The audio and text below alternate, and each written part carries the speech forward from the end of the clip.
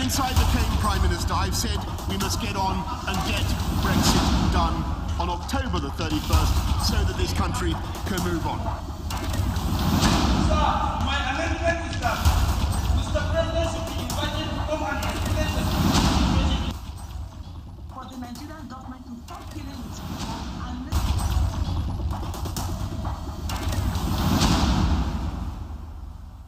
But I remain committed to the United Kingdom leaving. Since I became Prime Minister, I've said we must get on and get Brexit done on October the 31st so that this country can move on. Sir, my amendment is that Mr. President should be invited to come and explain the situation. for the Nigerian government to stop killing its people and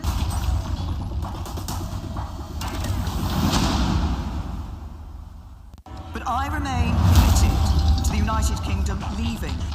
Since I became Prime Minister, I've said we must get on and get Brexit done on October the 31st so that this country can move on. Sir, my amendment is that Mr. President should be invited to come and explain the situation. for the Nigerian government to stop killing its people and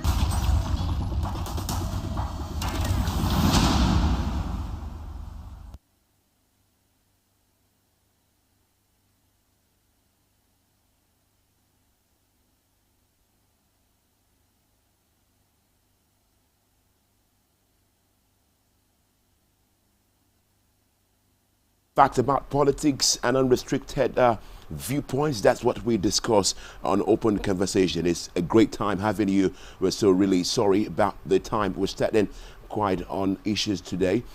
We'll be kicking off to the issues we have on ground, which is first Electoral Act, National Assembly to appeal ruling nullifying sections 84 and 12 of the Electoral Act. The next is PDP governors decry APC as a menace, decry NNPC's inability to contribute to FAAC. The next is APC convention.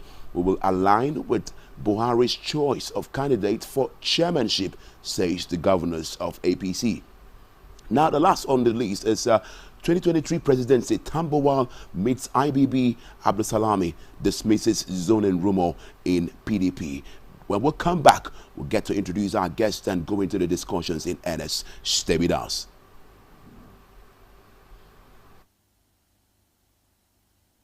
But I remain committed to the United Kingdom leaving. Since I became Prime Minister, I've said we must get on and get Brexit done on October the 31st so that this country can move on. Sir, my amendment is that Mr. President should be invited to come and explain the situation. for the Nigerian government to stop killing its people and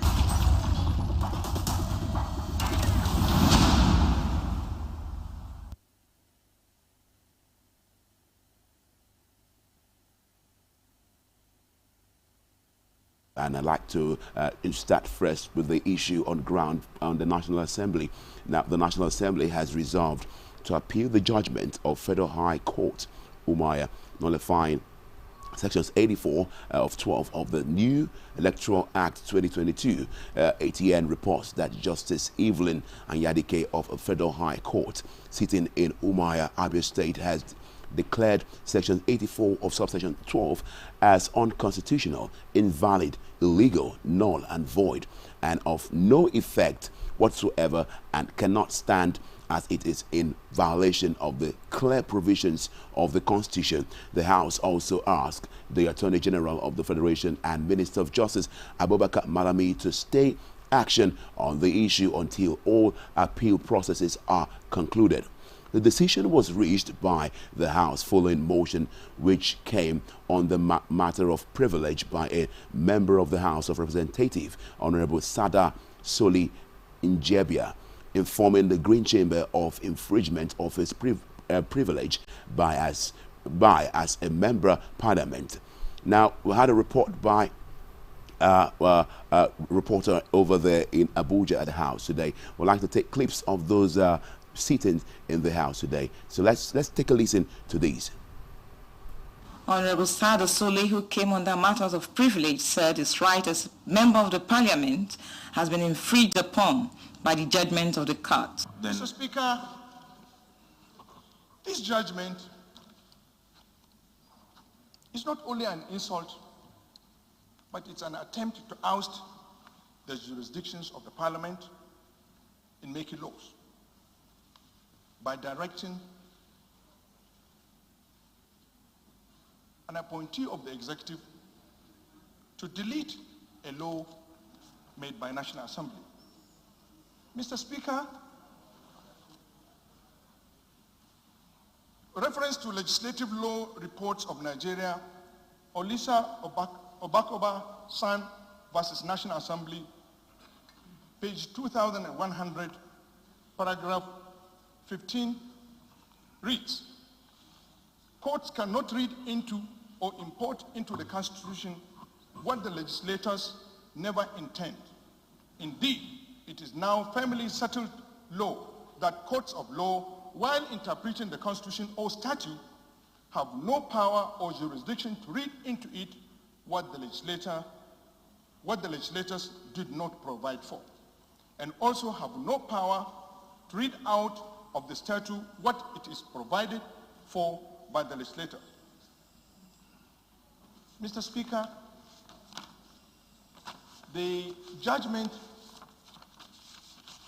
given with respect to Section 8412 of the Electoral Act, the intention of the legislature was to address the issue of political appointees, which was never in anywhere in our Constitution addressed. The Constitution was talking about employment, employed public servant or civil servant in federal appointment or in civil or in state appointment. It did not in any way look at the political appointees and their future and their attempt to participate in the electoral process of this country. In the wisdom of the legislature, crafted that in order to address and to give level playing ground for all participants. Other lawmakers in their contributions say the judiciary, in trying to perform the functions of the parliament, negates the principle of separation of power, and that act should be condemned in its entirety. I'm taken aback that in the Constitution, where there is separation of powers, and where we have been made by the provision of the Constitution for us to make laws, that somebody is trying to do our job. I had expected that whatever that the judiciary would do is to interpret, and in the course of interpretation, can still refer back to the National Assembly to say, please, do this. Honorable Barrister, come back quickly. But not asking that the executive to do the job of the National Assembly. So that offends the spirit of separation of power. So I felt that this House should look into it and condemn it in its entirety, and also raise an issue, possibly, apart from appealing this judgment, also write a petition to NJC. Have to act. And how do we act? Is that we appeal the judgment as an interested party, or the parliament file a suit, a fresh suit for that matter.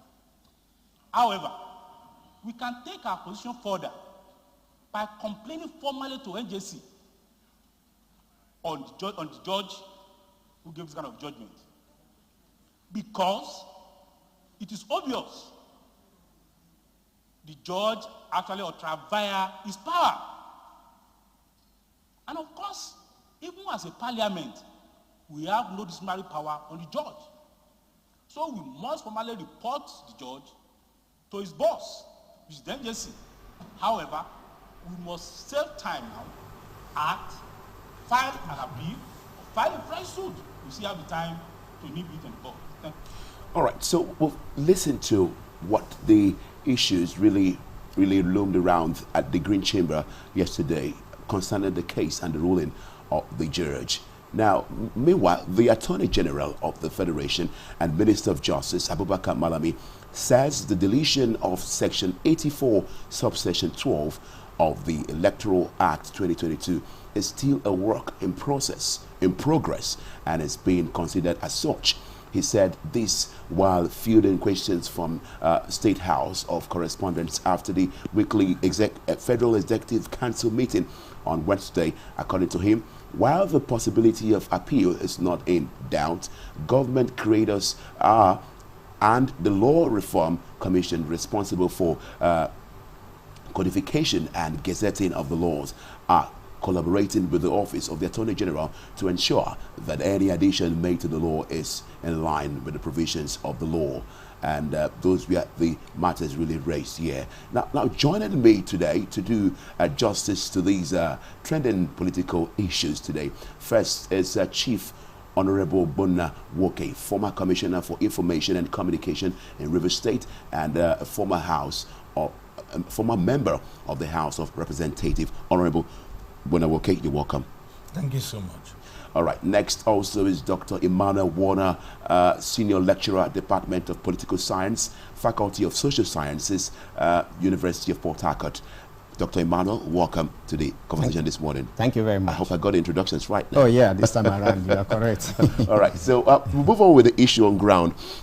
We are seeing the matters really gathering so much dust, and first it was like a joke that the Attorney General was going to really do something and take the options of the law, and now we see it really happen, where the judge in Abia State has brought up a ruling really declaring that that session is null and void. Now, first is the statement by Sada Suli, who was saying that an appointee of the executive executive arm of government cannot really delete a section of the Electoral Act that is actually an insult to them. Honorable Bunawoke, what's your comment concerning this matter on ground? I think every case, every matter, every coin has two sides. And of course, the National Assembly has responsibility and inherited responsibility of making laws. The laws are grounded on the very foundation. That's why many people say the Constitution is the grand norm. Now, the issue here is whether or not Section 8412, as it is, something we should remain as part of our laws, particularly if you are talking about the Electoral Act. Now, you can see that even INEC at some point has said that it's looking for some further explanations from the National Assembly based on some of the clauses that have been injected into that law. So, operating the document, you need to create a document that is workable. Now, I believe that the lower court has done its job. It was obvious even when people said, look, pull this thing out. And the National Assembly insisted that it is possible that anybody who wanted to challenge it can go to court. That was a position of the House at the time. Now, somehow, the Attorney General and his office, they've looked at the options. Of course, the court of law right now is moved beyond the executive. The court of law, the judicial arm of government, has looked at it and said, well, at this point in time, we do not think the 8412 is welcome at this going forward. Now, the issue is who should delete. I think the House, maybe if we are not taking an ego trip, the insistence should have been thrown back at them so that they can officially delete. But what does not exist does not exist because there is no foundation.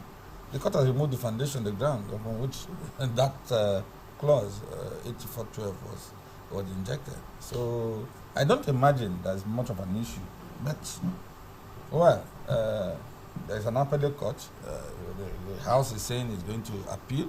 So it's nice to develop the context of our laws and see how deep these laws are made for us, not certainly for the National Assembly. And it's the job of the judiciary to interpret the law. And they have done what they have, so we wait. I'm not saying it's sub judice at this point, because you can analyze what could have led the judge to do what he did. But the matter proceeds to the next level. Okay, there's some certain things you actually said which I want to take you on, but I'll hold that thought. Let me get to Dr. Warner Manamona. Now, we've seen the issue on the ground. What does this spell? You're a doctor of political science. What does this spell for what democracy in Nigeria? Well, I think that it's a very dangerous trend because if you look at INEC's timetable, what it means therefore is that with the appeal coming on board, there is the likelihood that that process may be truncated, and if that happens, of course, it's going to alter the transition program of this country. But be that as it may, let me first, say that it is instructive at this point for us to understand that, given the provisions of the Constitution of the Federal Republic of Nigeria, it's provided that any law that is made which is inconsistent with the provisions of the laws of the land, that law, to the extent of that inconsistency, is null and void. Yeah. So if the Constitution did not make provision, did not talk about, appointees, for all I know, with my elementary understanding of law, is that, the Constitution talked about civil servants. It said, well, given the rules of the civil service, if you want to go into active, you must resign. You must resign, and it did not make any pronouncement on appointees, So if you look at that, I begin to wonder why National Assembly, and again, if you look at the statement of an honorable member of the House who said, we've been insulted, I begin to understand whether our sense of reasoning is being declared with partisanship or ego, because I don't know what informed is being insulted, the National Assembly being insulted, because I understand the fact that in a democratic dispensation, we have separation of power. You have the different organs of government performing different functions. And of course, therein you have checks and balances. The National Assembly is expected to make laws, that's the legislature. And it is expected that the judiciary should interpret. And again, the same National Assembly has decided to appeal. Where are they going to? It is the same court. So I don't understand. Are they also asking for more insults from the same court? Well, about that. Yeah, but I think that if this thing continue to, except it's given expeditious hearing, it may affect that timetable set by INEC, and that may alter our transition program. Well, you've been itching to say something, Honorable Obona. Are you trying to make any contribution to this, or we should just move on further? No, I think quite frankly, I agree to a large extent. As a former member of the House, I need to be careful when I address my colleagues. Colleagues, yes. But I've just said that when it is not consistent with the Constitution, okay, so fly. All right. So the minority leader, talking about Ndudi Elumelu, mentioned something like somebody is trying to do our job. Do you see that as holding any water? Somebody's trying to do our job. You have finished your job. The action is complete.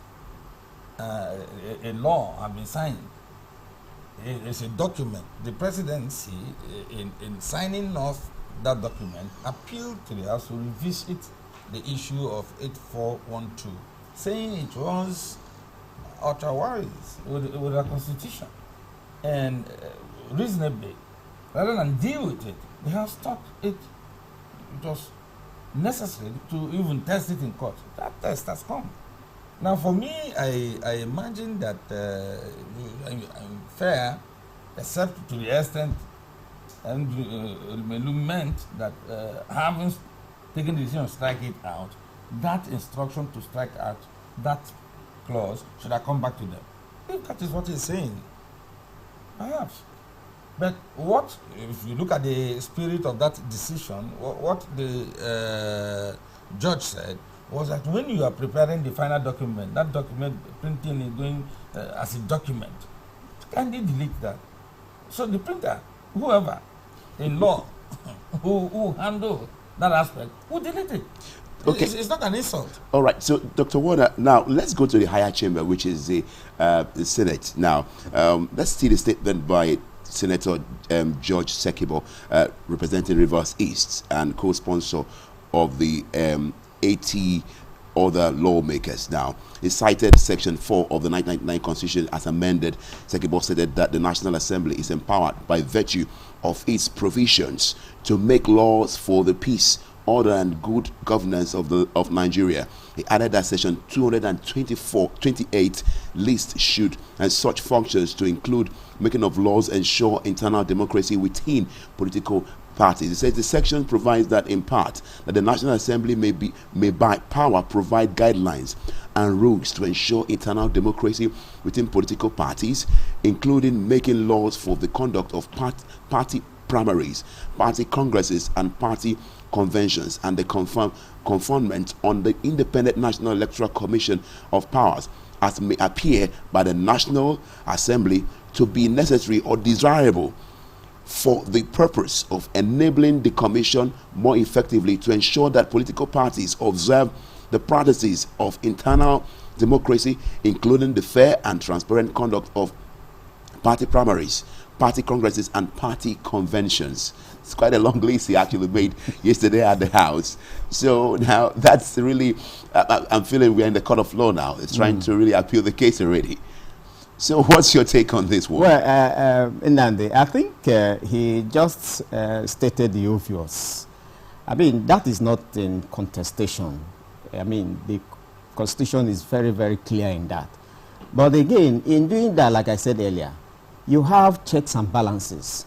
In as much as the legislature can make laws, which he rightly stated as provided in that Constitution, it's also provided that the judiciary arm of the government should interpret the laws. I don't know if they don't understand this. Should also interpret the laws.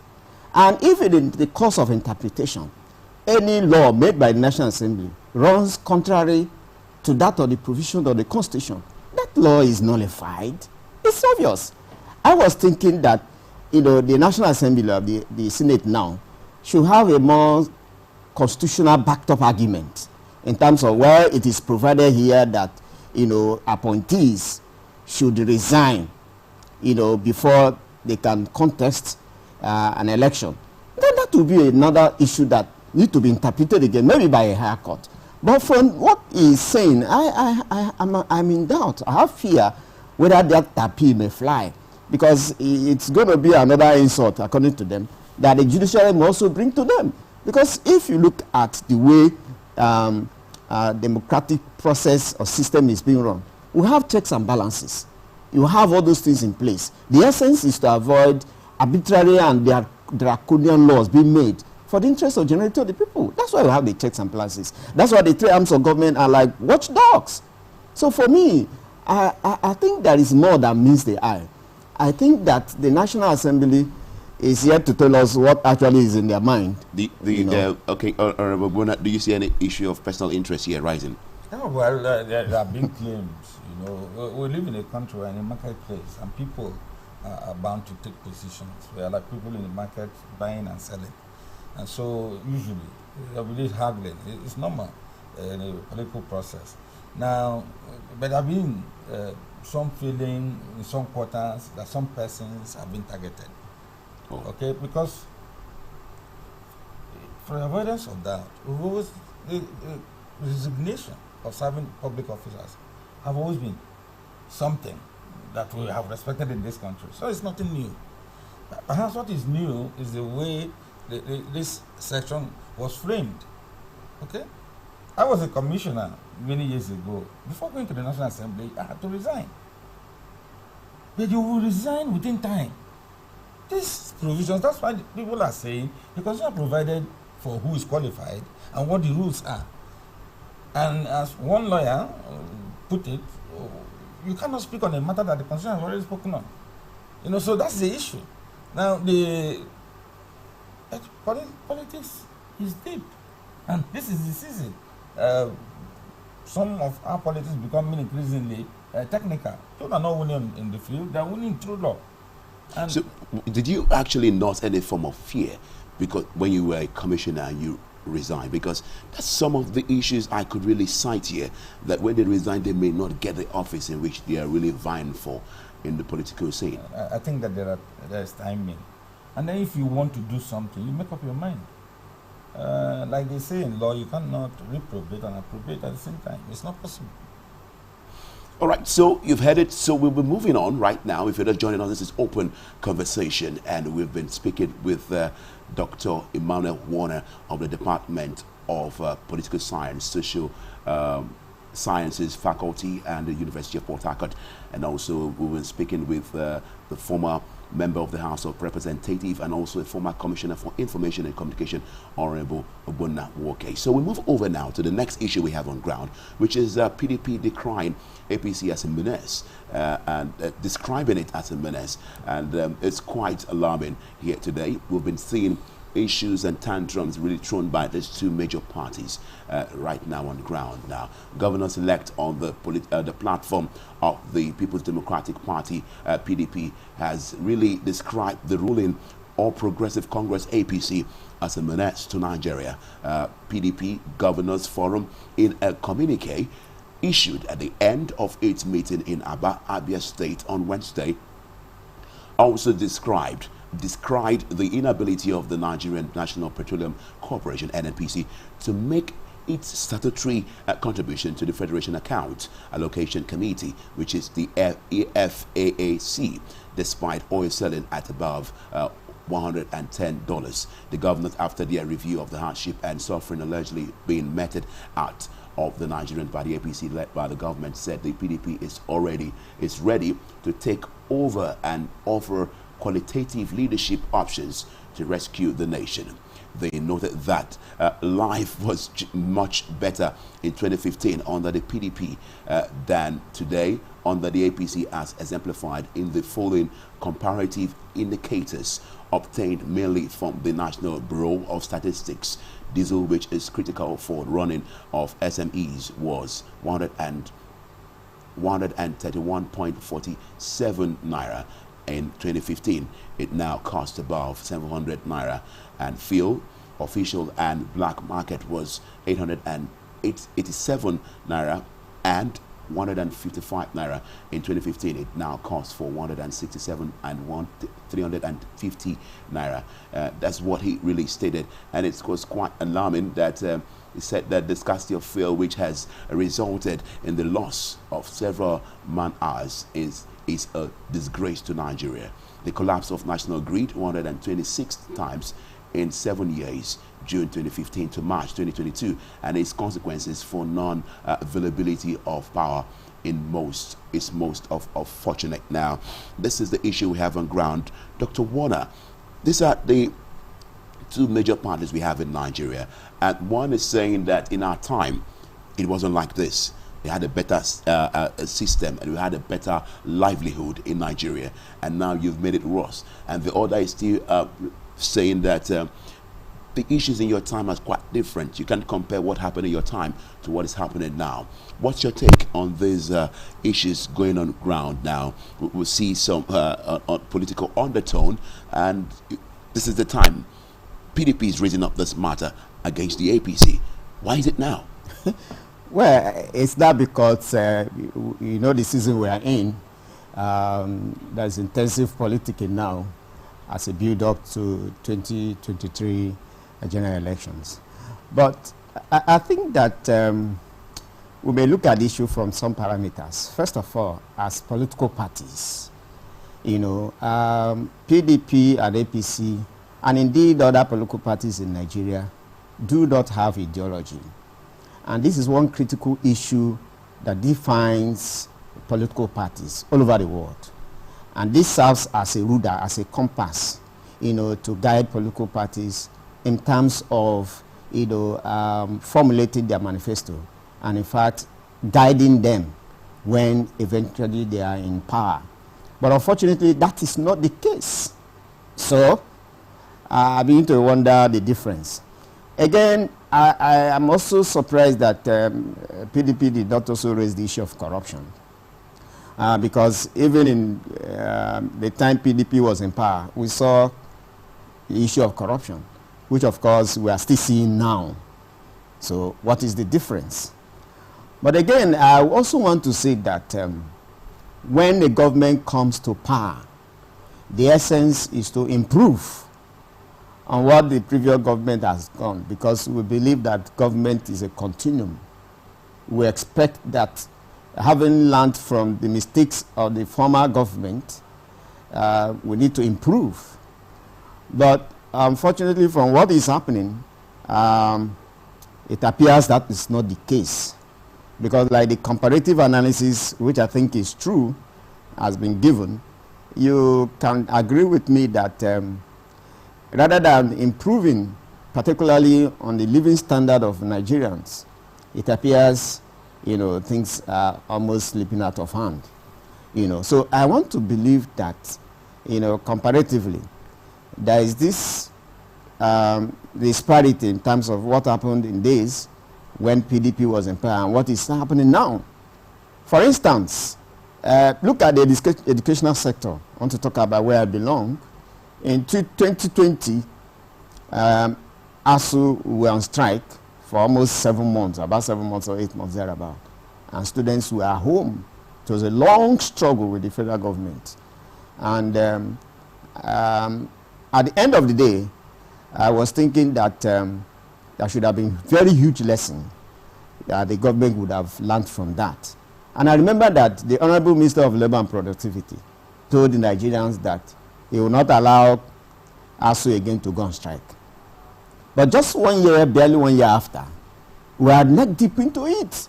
And the educational system, particularly at the tertiary level, is almost messed off. If you look at the categories or sets of students who are waiting to come into school now, we have stream A, stream C, and the older students. I mean, if you look at course allocation, for instance, students of investor protocol were supposed to come back on 27th of February. And before then, there was course allocation. And a lecturer will be teaching 3-4 courses in a day because of that, in order to meet up the gap. And here we are in again for another strike, owing to the fact that government has not been so faithful in terms of trying to keep to terms with agreements reached with the university lecturer. That's just one part. So we are expecting that, having learned from what the other government has done. I'm not saying PDP is a saint, because, if given the character of most of the actors of Nigerian state, given the character and oppressive tendencies and practices of Nigerian state, you agree with me that what seems to obsess largely, the mentality of actors of Nigerian state is this primitive accumulation of wealth. So you see that running through. So whether you are in PDP or APC, that is not the issue. The issue is the character of those who occupy these Nigerian states and their institutions. Of course, you can agree with me that over time, we have seen people who move from APC to PDP, from PDP to APC. The same character. So the fact that you are in PDP or you are in APC may not make a difference.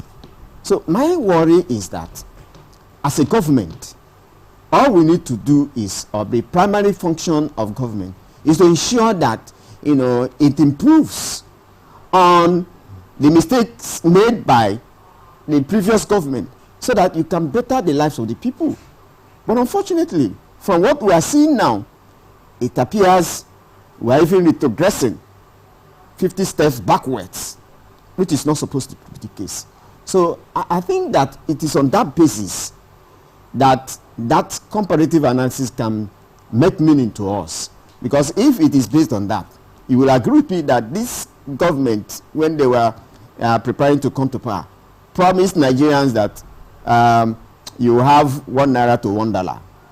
But unfortunately, that is not the case. And the government is almost ending after 8 years. All right, so thank you, Dr. Warner. You've mentioned several things now. And do you think the PDP has mentioned several issues on ground that is bedeviling our country, Nigeria? And all this is get towards its idea or its desire to take over power from the APC. So do you think the PDP has this ideological structure that can deliver Nigeria from what it is going through now to a better situation? I'm afraid, remember, like I said earlier, the character of the actors of Nigerian state, what I mean by that, the character of most of Nigerian leaders, those who are in PDP and those who are in APC, appear to be the same in the sense that most Nigerian actors of the state, of the Nigerian state, observe this primitive accumulation mentality. They do not have, most cases, the interests of the citizens at heart. So, and like I said, you have seen, or we have seen, people move from APC to PDP, PDP to APC, just to acquire governable space. And the movement ordinarily would have been based on ideological belief. Okay, PDP, for instance, you do not have this for this, you are not targeting the economy. Your ideological leaning does not seem to support maybe education. And I have a belief on education. So I'm moving to this other party based on that, so that I can project my belief in this party. But unfortunately, that is not. We have seen cases where even sitting governors defect from one party to the other. What are they asking for? What are they looking for? They are looking for governable space. Even as the APC is in charge at the central level, we have seen some PDP states in some states that are not also performing. All right, thank you. So I'm not very sure that PDP may have the magic wand. Thank you, except there is change in the character and mentality of the leaders. All right, so I'd like to take you on this now, Honorable Buna Woke. Yesterday, the special advisor to the president, Muhammadu Buhari, that's talking about Femi Adesina on media and publicity, said that the PDP is actually using all these issues to destabilize the nation and the peace that have been really enjoyed by the citizens in Nigeria. And that's why they're bringing up all these issues on ground, that no government is without issues when it comes to rulership. Those were some of the words that I paraphrased and I deduced from what he said over time. Do you agree with what Femi Adesina, the special advisor to the president on media and publicity, has said? First, let me approach Femi from the perspective of the media. The Constitution gives us a role as journalists to keep government accountable to the people. In other words, government should be on its toes all the time. And I think that's the responsibility of a responsible opposition. What the PDP is doing is raising issues. Nobody expects the PDP to just sit down and applaud everything that the government of the day is doing. Even in the Westminster system, you have institutionalized opposition. The same way you have opposition, even in the presidential setup that we are running. What APC should be doing is to respond to issues that the PDP is raising. Okay, I listened to Doc speak so much on the issue of ideology. Everybody knows that in Nigeria we always had government parties either to the left of center or to the right of center. In other words, by their names even, you can tell that one gradually is tilting in the direction of conservative ideology and the other one moving in the direction of progressive ideology. It's out there. Now, but there are movements. Of course, these movements are, is a teacher of political science. He knows there's cross-carpeting. All of those things are allowed. That's why they teach it to their students. Now, but in practice, it's not an easy decision for someone who belongs to a political party, after reviewing the direction of the party, deciding to go to another party. It means that the ideals that you nursed when you joined that party may not be the process of being actualized. So you need to find some new ground. You pursue those objectives that you hold there. Okay, so by and large, Femi, of course, it's done what he should do. He's spokesperson for the administration. It's also his own way of repelling what appears to be PDP's onslaught. Okay. Because PDP is talking about rescuing the nation. And let's say clearly that this nation needs to be rescued. All right. Well, another thing the PDP raised, which I want us to really look at this point in time, they said conclusively, we believe that all these leakages in NNPC have been made possible because the president is also the Minister of Petroleum. The urgent separation of these two portfolios has become necessary. Do you think that may be the remedy or the antidote to the issue we have in NNPC and the oil sector in Nigeria? Honorable Obunawoke. Honestly, we are talking about, we cannot be talking about separation of powers, which allows the legislature, the judiciary, and the executive to exist almost autonomously. And without talking about also further deepening our policy framework. The truth is, the president should be able to have confidence in the petroleum minister. The argument that the petroleum sector is sensitive doesn't hold any water.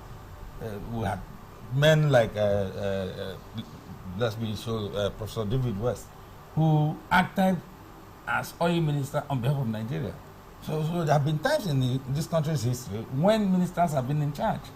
Now, the task before Mr. President is so enormous. But with the time frame we have for him to leave office, do you think is anything necessary for him to relinquish that portfolio to a minister in petroleum, petroleum?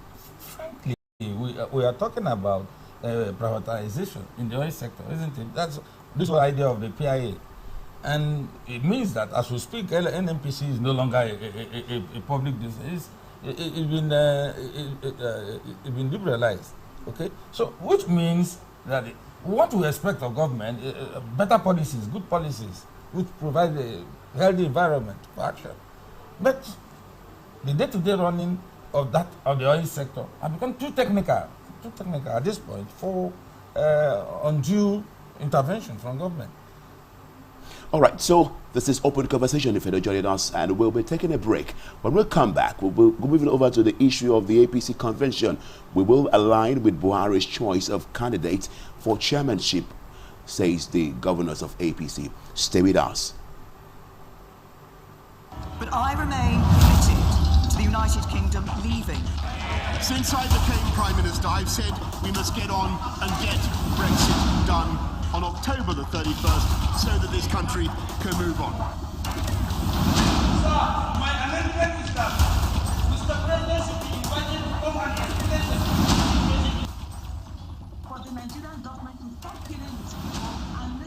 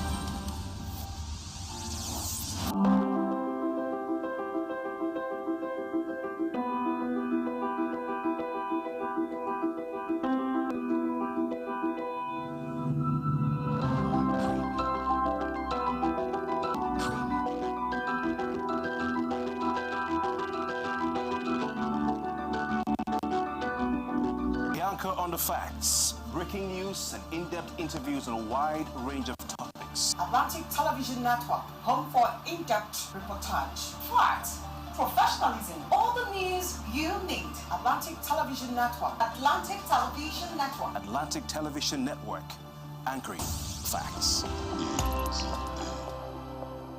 The making of Wish 99.5 FM and Atlantic Television Network.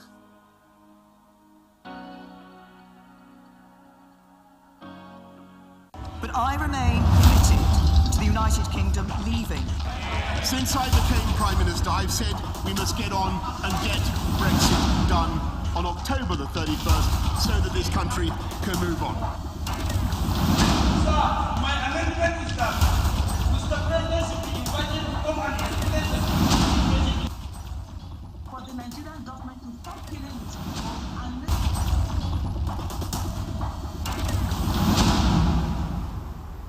Great to have you join us back today on Open Conversation. If you're just joining us, this is the issues we've been discussing on the ground. First, we really touched on the Electoral Act and the decision by the National Assembly trying to appeal the ruling nullifying the sections 84 of subsection 12 and move over to the issues, the tantrums by the two major parties, the APC and the PDP, you know, bringing out their issues on ground in the public today. And now we're moving over to the other matter we have on ground, which is on this next segment of Open Conversation, which is APC's convention, who are aligned with Buhari's choice of candidate for chairmanship, says the governors now. Now, last minute scheming for the All Progressive Congress National Convention saw good number of governors from the party meeting with President Muhammadu Buhari on Wednesday.